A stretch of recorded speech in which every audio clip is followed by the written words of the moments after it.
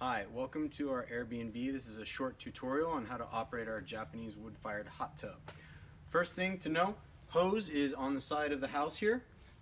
Just grab that, bring it around here to the hot tub, put it in under the cover here, and turn it on. It's going to take a little while to fill up the tub, so keep checking on it every 20 minutes or so just to see how you're doing. While you're filling it up, keep this top on it, because once you light the fire, it's going to help keep the water insulated and it's going to warm up faster.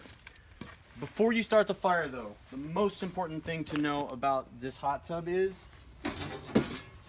do not start a fire until the water level is above where the stove meets the flue. This is the flue right here where the air circulates through into the oven.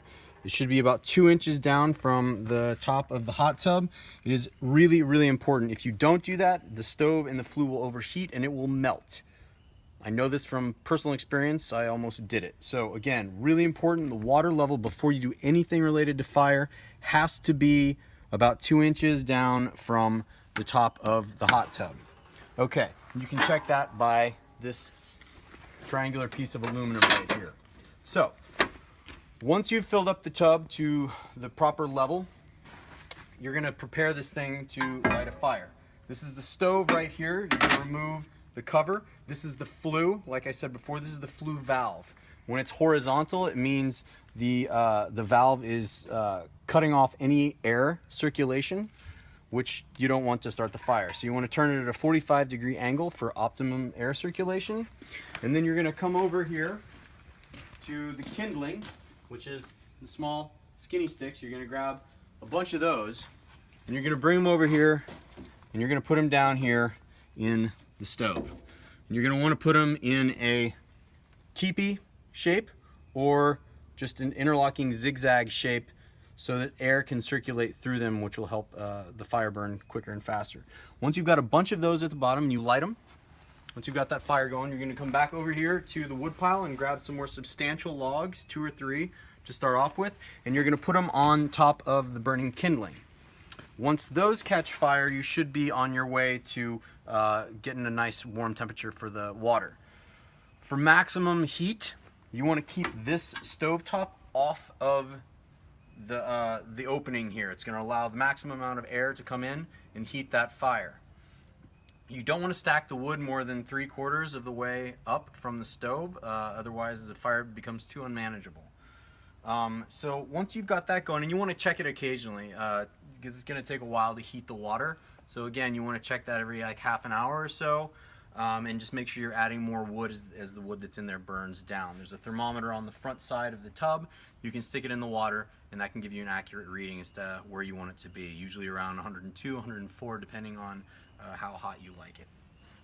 So once the water is the temperature that you want it to be, you're gonna put this stove top back on the stove. This is gonna help modulate the temperature.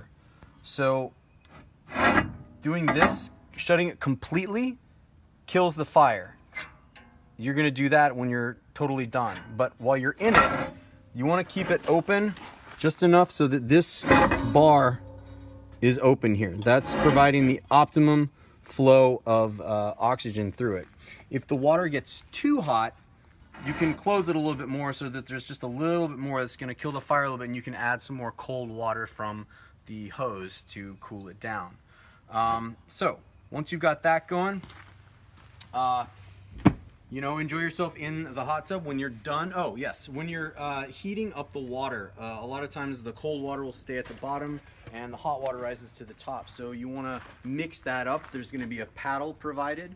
You just stick that in and literally just paddle it around so you're getting a uniform distribution of heat. Once you are done with the hot tub, what you want to do is, again, shut this completely, sealing off the air and closing this by turning it horizontally. That way the fire is going to die down. However, this pad is really insulating, so if you choose to have another soak the next morning, it will still be substantially warm.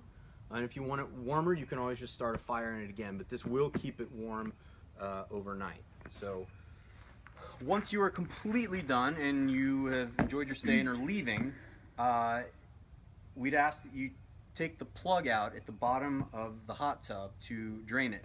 It drains through this hose right here, and it can just go down the slope here. Please make sure that the stove is completely cool to the touch before draining the tub, just so that it's, you know, not in danger of overheating without any water around it to cool it. So that is pretty much the extent of it. Again, it's pretty simple operation. You just have to be checking in on it regularly to make sure everything's going okay. And again, most important thing, the water level has to be above where the stove meets the flue. And if the stove isn't cool to the touch, don't drain the water. Don't worry about it. Yeah. Yeah, So, that's it. So enjoy your stay. Thanks a lot.